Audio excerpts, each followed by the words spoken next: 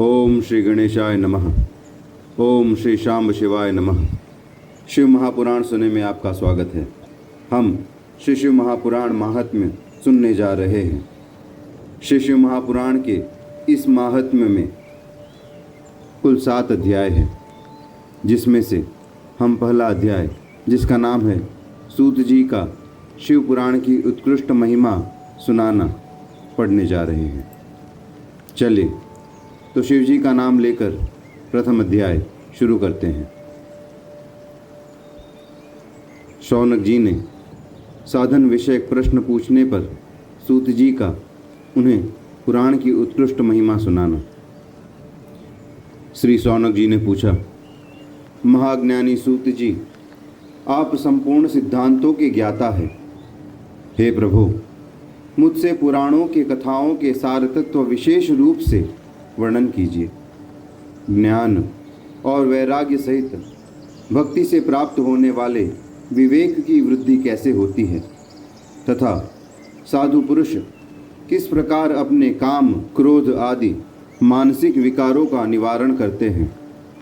इस घोर कली काल में जीव प्रायः आसुर स्वभाव के हो गए हैं। उस जीव समुदाय को शुद्ध अर्थात के दैवी संपत्ति से युक्त बनाने के लिए सर्वश्रेष्ठ उपाय क्या है?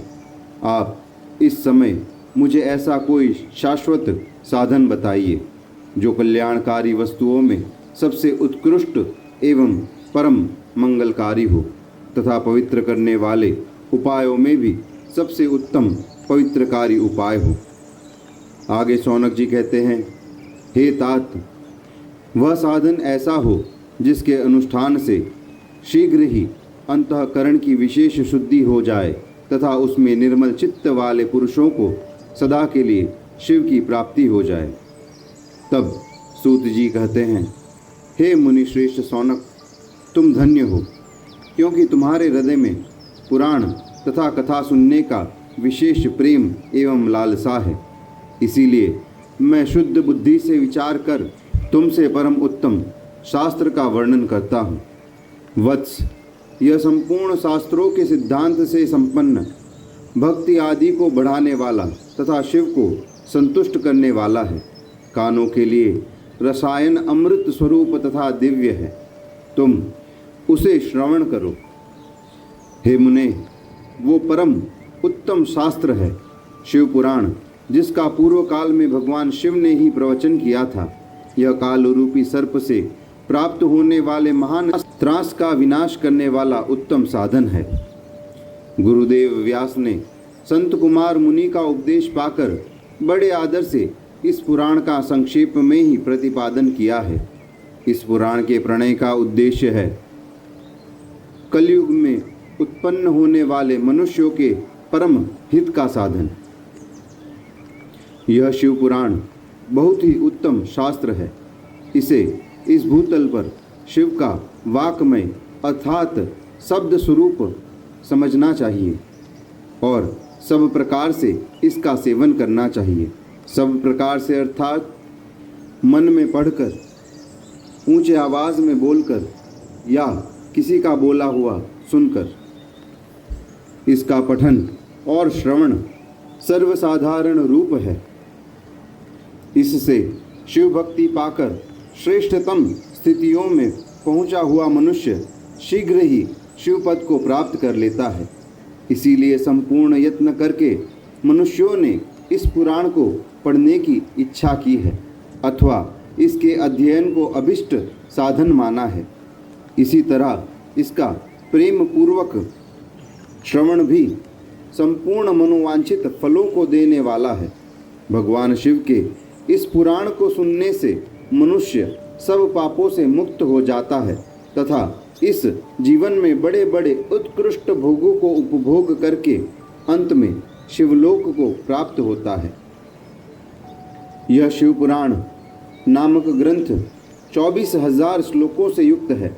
इसकी 7 संहिताएं हैं। मनुष्यों को चाहिए कि वो भक्ति, ज्ञान, वैराग्य से संपन्न हो बड़े आदर से इसका श्रवण करे। 7 संहिताओं से युक्त यह दिव्य शिव पुराण पर ब्रह्मा, परमात्मा के समान विराजमान है और सबसे उत्कृष्ट गति प्रदान करने वाला है।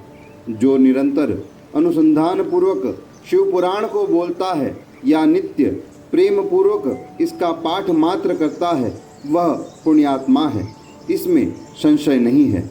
जो उत्तम बुद्धि वाला पुरुष अंत काल में भक्ति पूर्वक इस पुराण को सुनता है, उस पर अत्यंत प्रसन्न हुए भगवान महेश्वर उसे अपना पद अर्थात कि अपना धाम प्रदान करते हैं।